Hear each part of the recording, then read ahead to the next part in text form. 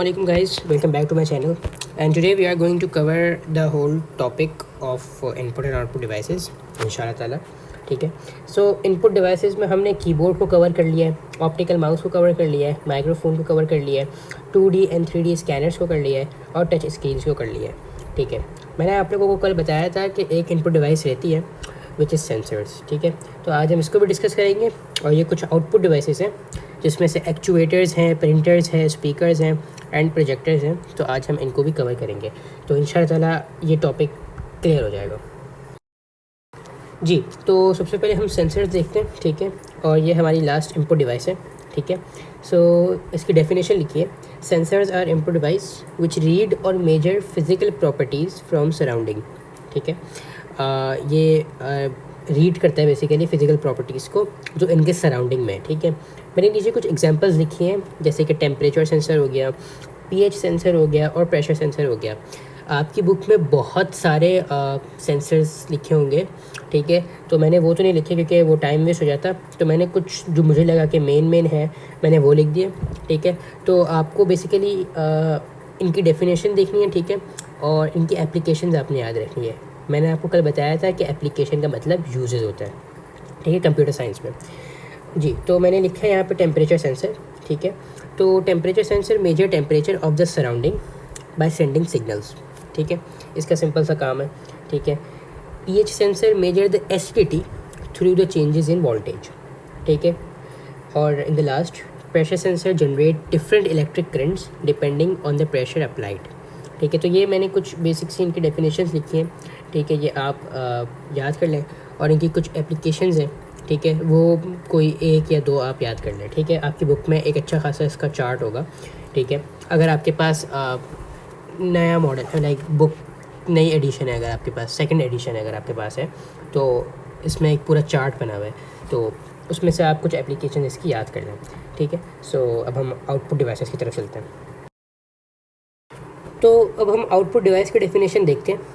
अब जाहिर सी बात है, अगर इनपुट डिवाइस कंप्यूटर के अंदर डेटा सेंड कर रही है तो आउटपुट डिवाइस डेटा रिसीव करती है।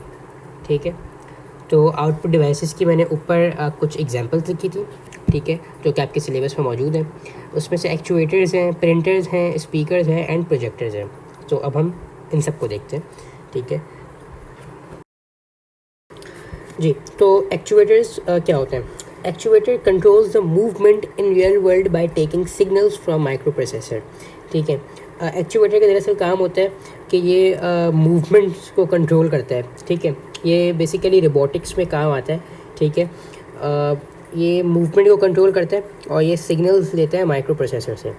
ठीक है, इसकी एग्जांपल है ऑटोमेटिक मॉल डोर्स। ठीक है, आप जब भी मॉल के अंदर जाते हैं तो ऑटोमेटिकली दरवाज़ा खुल जाता है। ठीक है, तो वो दरअसल एक्चुएटर्स का काम होता है, वो माइक्रो प्रोसेसर से सिग्नल लेता है। ठीक है, और फिर वो दरवाजे की मूवमेंट को कंट्रोल करता है जी। तो अब हम प्रोजेक्टर्स को देखते हैं। So projectors is an output device which show the display over the wall और large screen from a computer.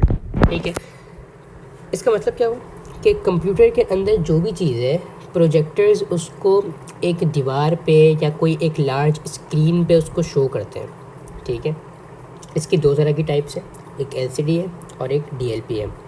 LCD की फुल फॉर्म है लिक्विड क्रिस्टल डिस्प्ले, जबकि डीएलपी की फुल फॉर्म है digital light projectors. Now in LCD a high density light beam passes through the LCD to the screen or wall. In a projector there is a LED. LED की full form light emitting diodes होते हैं। ठीक है, मैं लिख देता हूँ नीचे, light emitting diodes, light emitting diodes. ठीक है, लाइट इमिटिंग डायोड्स। ठीक है, so light emitting diodes generate a very powerful white light. ठीक है, अब डीएलपी को देखते हैं। Unlike LCD, DLP use fast spinning colour wheel filter. This filter is responsible for splitting the lamp light into RGB light. RGB का मतलब होता है रेड, ग्रीन एंड ब्लू। ठीक है, सो आप लोगों ने इस चीज़ को याद करना है। ठीक है, और अब हम आगे चलते हैं प्रिंटर्स की तरफ। जी, तो अब हम प्रिंटर्स को देखते हैं। सो बेसिकली 3 तरह के प्रिंटर्स होते हैं, एक होता है इंकजेट, एक होता है लेज़र और एक होता है 3D। ठीक है, इंकजेट प्रिंटर्स को सबसे पहले हम देखते हैं। सो इंकजेट प्रिंटर्स बेसिकली ज़्यादातर घरों में यूज़ होता है। ठीक है, और छोटे मोटे जो ऑफिसेस होते हैं ये वहाँ के लिए बेस्ट है। ठीक है, ये उधर ही यूज़ होता है।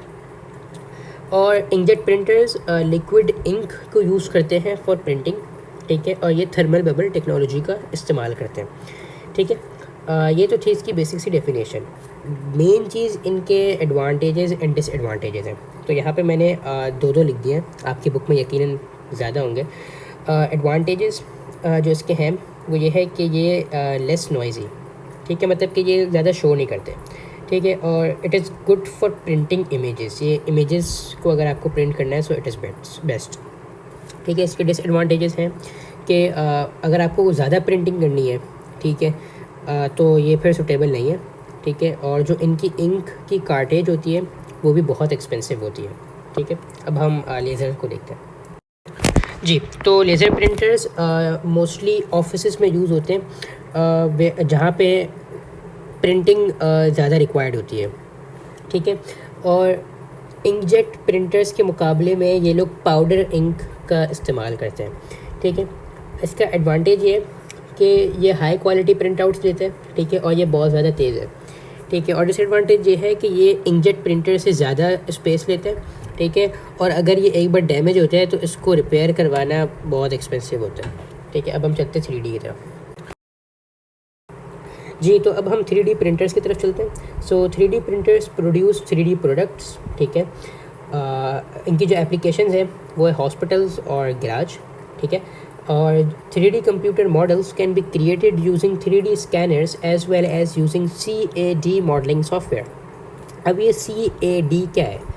कंप्यूटर एडेड डिज़ाइन इनकी फुल फॉर्म है। ठीक है, और ये बेसिकली सॉफ्टवेयर है ये सॉफ्टवेयर है जिसकी मदद से 3D मॉडल्स बनाए जा सकते हैं। ठीक है, और इनके एडवांटेजेस डिसएडवांटेजेस मेरी बुक में तो नहीं है, तो फिर नहीं होंगे। जी, तो अब हम स्पीकर्स देखते हैं। ठीक है, और फिर हम क्लास को माइंड अप करते हैं। तो speakers produce sound as an output. ठीक है, and it creates sound by converting digital signals into analogue sound waves and these sound waves are audible to human ear. ठीक है, तो बस आज के लिए इतना ही। ठीक है, इनपुट एंड आउटपुट डिवाइसेस हमने कंप्लीट कर दिया है। ठीक है, so thank you so much guys for watching this video. I hope आप लोगों को सारी चीज़ें समझ में आ गई हैं। ठीक है, बहुत सारी चीज़ें इसमें याद करने वाली हैं, कुछ कुछ रट्टा लगाने वाली हैं। ठीक है, तो होपफुली आप लोगों को सारी चीज़ें समझ में आ गई हैं। ठीक है, and this session I hope so कि आपके लिए बेनिफिशियल होगा। So thank you so much guys for watching this video. Do subscribe and like my channel and share it with your friends. ठीक है, आपने बहुत बहुत ख्याल रखें एंड अल्लाह हाफ़िज़।